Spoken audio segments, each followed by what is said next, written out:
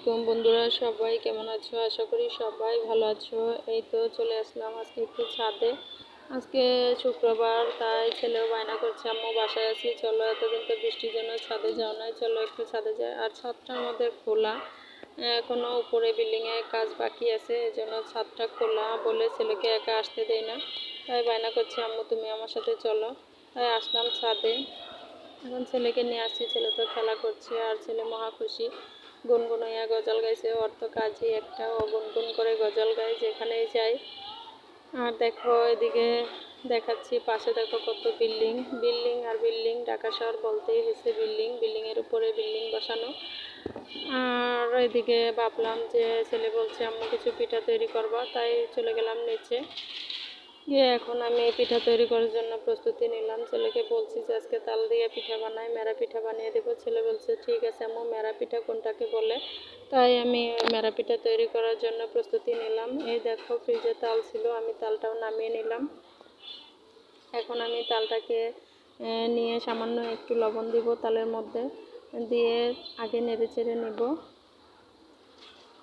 আর বন্ধুরা, শরীরটা এমনি দুদিন ধরে ভালো যাচ্ছে না, আমার ইচ্ছা করছে না যে আমি বয়স দিই, তারপরও যেহেতু ভিডিও দিতেই হবে, তাই তো বয়স না দিলে হবে না। সেজন্য ভাবলাম যেহেতু ভিডিও ছাড়বো, বয়সটা যেভাবেই হোক কষ্ট করে হলেও বয়সটা দিয়ে নেই। আর এখানে দেখো পরিমাণ মতো সামান্য একটু আমি চিনি দিলাম, কারণ চিনিটা যদি বেশি দিই তাহলে মেরা পিঠা খেতে মজা হবে না, কারণ মেরা পিঠাতে মিষ্টি বেশি হলে ভালো লাগে না। এই জন্য আমি অল্প করে চিনি দিছি। আর চিনিটা দেওয়ার পর দেখো তালটা আরও পাতলা হয়ে গেছে। এই জন্য এখন আমি দিয়ে দিব চাউলের গুঁড়ি। আর চাউলের গুঁড়িটা এটা যে পরিমাণ মতো দেবো সেরকম না, কিন্তু যতটুকু লাগবে আমার ঠিক ততটুকু দিতে হবে, কারণ তাল দেওয়া যেহেতু। আর ডোটা আমি শক্ত করব, এই জন্য আমার যতটুকু প্রয়োজন আমি ঠিক ততটুকুই দিয়ে দেব।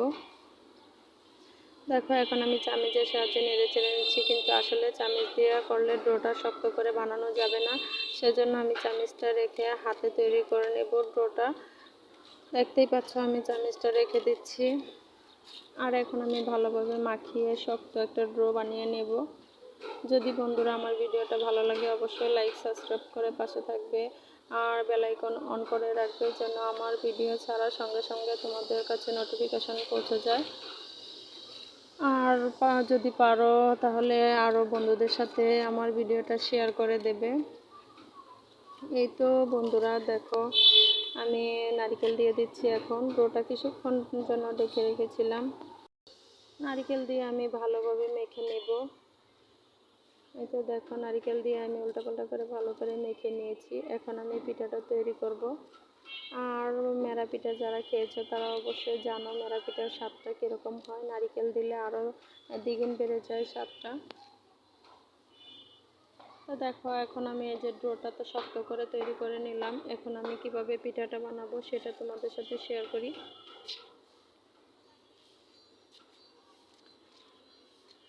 দেখতেই পাচ্ছ কত সুন্দর হয়েছে পিঠাটা। আর এভাবে করে আমি সবগুলো পিঠা তৈরি করে নেব। তোমাদেরকে আবারও আরেকটা পিঠা বানিয়ে দেখাচ্ছি। আর এই পিঠাটা কিন্তু আমার খুবই পছন্দ লাগে, আমার ছেলেরাও খুব পছন্দ করে। আবার এই পিঠাটা আরেকভাবে খাওয়া যায়, সেটা হয়েছে ভাপ দেওয়ার পরে তেলে ভাজা যায়, তেলে ভেজে খেলেও কিন্তু খুবই ভালো লাগে। আর এদিকে দেখো আমি একটা পাতিল বানাচ্ছি, কারণ ছেলেরা যদি খুশি হয়ে পিঠাটা খায় তাহলে আমার ভালো লাগবে, তাই সেজন্য আমি পাতিলটা তৈরি করলাম। পাতিলের ভিতরে এখন আমি মিষ্টি দেব। দেখো এটা কিন্তু রসগোল্লা বানালাম, ঠিক আছে? তোমরা অবশ্যই দেখে নাও কিভাবে রসগোল্লা বানাচ্ছি। যখন আমার মা পিঠা বানাইতো তখন ছোট্টবেলা আমার মা খালা এভাবে করে পিঠা তৈরি করতো আমাদেরকে খুশি করানোর জন্য। আজ আমার সেই কথাটা মনে পড়ে গেল, ভাবলাম যে আমিও আমার ছেলেদেরকে খুশি করার জন্য এভাবে করে বানাই। দেখো এখন একটা ঢাকনা বানিয়ে নিচ্ছে। আসলে আমার কিন্তু একটুও সুন্দর হয় নাই পাতিলটা, তারপরেও আমি সুন্দরভাবে বানানোর জন্য চেষ্টা করলাম। আর যেন আমার ছেলেরা যেন একটু খুশি হয়, সেই খুশি মুখটা দেখার জন্য আমি এটুকু করলাম।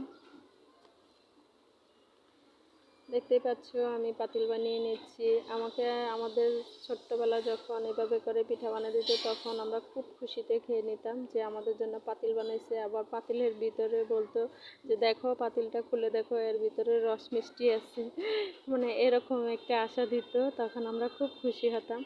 তো সেই খুশিটাই আমি আমার ছেলেদের মধ্যে দেখতে চাই, সেজন্য আমি বানালাম। আর দেখো এরকম করে আমি সব পিঠা বানিয়ে নিলাম। আমি 2টা পাতিল বানিয়েছি। এখন আমি চুলায় দিই নাই, সরি, রাইস কুকারে দিয়েছি, পানিটা গরম। আর সেখানে যেই পানির ভাপটা উঠে গেছে তখন আমি পিঠাগুলি দিয়ে দিলাম। এই তো দেখো সবগুলো পিঠা দিয়ে দিয়েছি। এখন আমি ডেকে দেব। দেখো এখন আমি ডেকে দিলাম। প্রায় 20 মিনিট পর আমি আসবো। 20 মিনিট পর আমি দেখব যে পিঠাগুলি কীরকম হলো। এই দেখো 20 মিনিট পর আসলাম, একদম সিদ্ধ হয়ে গেছে। কালারটা কীরকম চেঞ্জ হয়ে গেছে দেখেই বোঝা যাচ্ছে যে পিঠাটা সিদ্ধ হয়ে গেছে। দেখতেই পাচ্ছ খুব সুন্দর হয়ে গেছে পিঠাটা। এখন আমি নামিয়ে নেব। এই তো দেখো আমার পিঠাগুলি খুব সুন্দরভাবে সিদ্ধ হয়ে গেছে। আর তোমাদেরকে একটা পাতিল আমি ভেঙে দেখাচ্ছি। দেখো আমি ঢাকনাটা খুলছি, এখন সবাই দেখে নাও এর ভিতরে মিষ্টি আছে। এই দেখো মিষ্টিগুলো খুব সুন্দরভাবে সিদ্ধ হয়ে গেছে। আজ তো আমার ছেলেরা মহা খুশি হবে। আর 2 পাতিল নিয়ে না 2জন মারামারি করে জানি না, তবে আমি 2জনের জন্যই বানিয়েছি। যদি বন্ধুরা আমার ভিডিওটা ভালো লাগে অবশ্যই লাইক, সাবস্ক্রাইব, শেয়ার করে আমার সঙ্গেই থাকবে। দেখো দেখতে কত সুন্দর হয়েছে পিঠা। আজ এই পর্যন্তই বন্ধুরা, সবাই ভালো থেকো, সুস্থ থেকো, আল্লাহ হাফেজ।